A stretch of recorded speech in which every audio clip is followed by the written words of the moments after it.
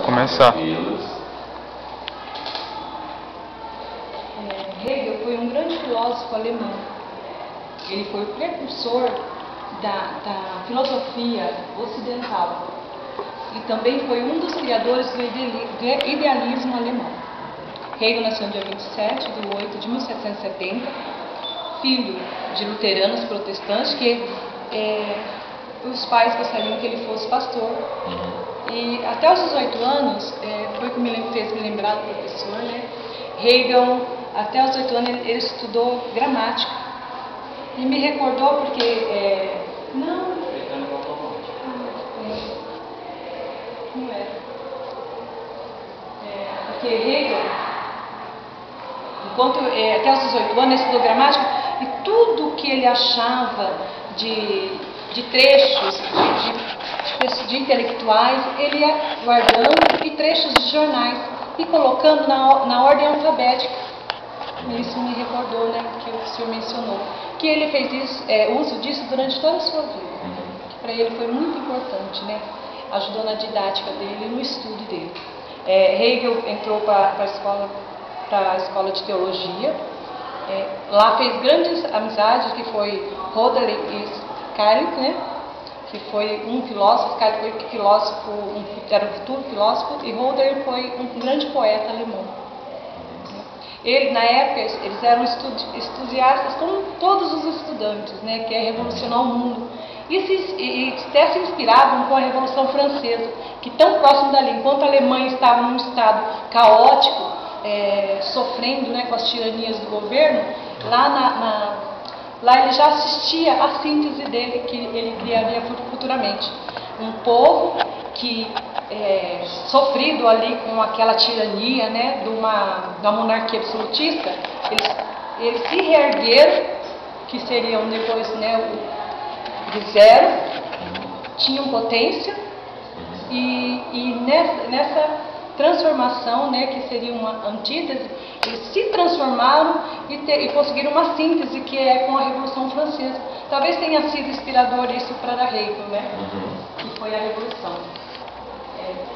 Os intelectuais alemães assistiam isso e denominaram isso como o renascer de uma nova era, né, que foi ela se emergindo daquela decadência e, né, atingindo um ponto de direitos sociais para a população.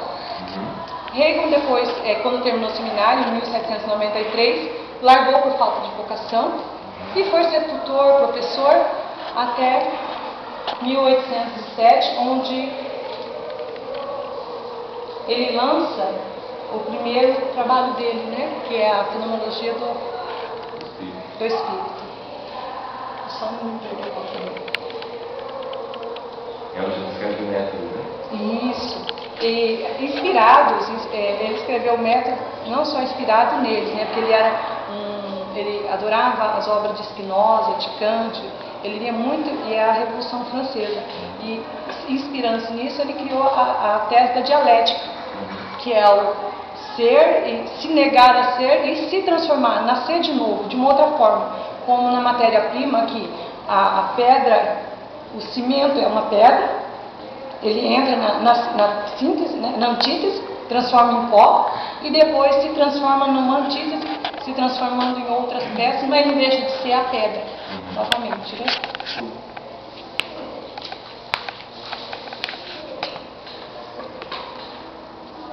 A arte para Hegel era uma forma de expressão, de manifestação. Por isso, para ele, porque através do espírito a gente podia se transformar em várias, né, se vestir de várias formas. Sempre.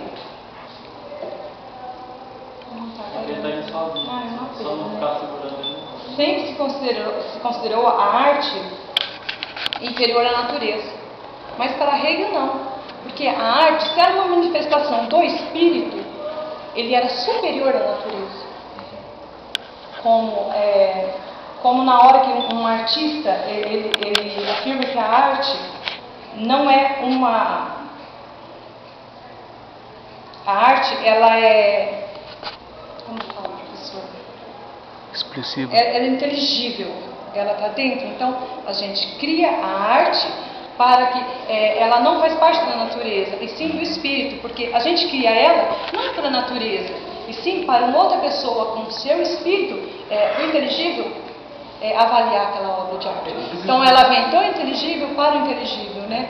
É um círculo, né? Por isso que ele achava superior, porque a natureza estava feita, mas a arte é um artefato humano, e aí o paradigma já é antropocêntrico nesse momento, porque já é moderno, então nós estamos no centro. Então, sendo um artefato humano, eu posso melhorar a natureza, fazer mais bonito, transformar a partir do que eu... do seu espírito. Do meu espírito, do intelecto.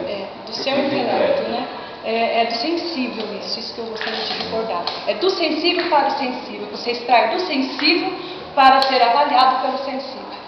E Hegel, ele, para entender bem isso, ele dividiu a arte em 5 etapas, né? Que são a escultura, o desenho, a música, a poesia e eu não coloquei o outro. Não coloquei, isso aí só estava no meu pensamento. E dividiu também ela em 3 formas: a arte simbólica. E a simbólica ali eles falam da flor do lótus, que a flor do lótus lá no Oriente representava a vida. E para nós temos uma arte simbólica, uma pomba branca que representa a paz, ou um trevo que representa uma sorte, né? E ele tinha a segunda, era a arte clássica, que era a arte grego-romana, que a grego-romana ela tinha que respeitar a simetria e a proporção perfeita da pessoa. Mas quer dizer que não tinha espírito, porque ela tinha que respeitar aquilo sem ser real. E a arte que ele considerava mais perfeita era a arte romântica, porque ela uniu as duas coisas, o conteúdo e o espírito, que era o sensível. Ele uniu as duas coisas numa arte só, que ela mostrava perfeitamente o que ele queria. Os olhos, quando a gente vê uma foto, se não tiver aquela harmonia entre gestos, então quer dizer que ele não conseguiu atingir aquele espírito. É o significado por forma, não é a síntese absoluta. É uma síntese completa.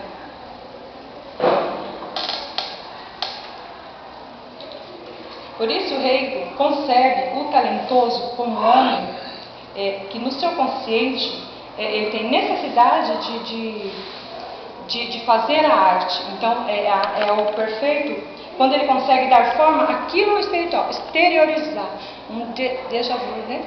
O déjà vu, né, professor? Déjà vu. Que ele consegue exteriorizar todo aquele sentimento do que ele tem ali dentro, do estado dele, naquele momento. E é isso que ele recebe no sensível. Professor, tinha muito mais coisa aqui, você me desculpa, mas eu fico muito nervosa. Não, acho que não tem mais, assim, eu até pulei umas partes porque era demais, né?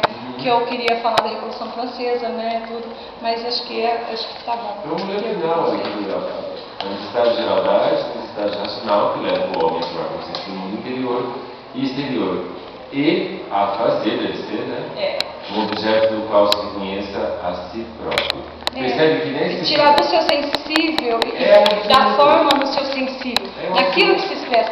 E aquela pessoa que ela assiste, que nem como Kant achava subjetivo, mas ele, como ele faz a história, a arte para ele faz parte da história que está sempre se evoluindo, então não é totalmente subjetivo, porque tem que depender também do meio em que vive. Mas a arte pura, no caso dele, vai ser isso da síntese perfeita. Interiorizar. Acabou.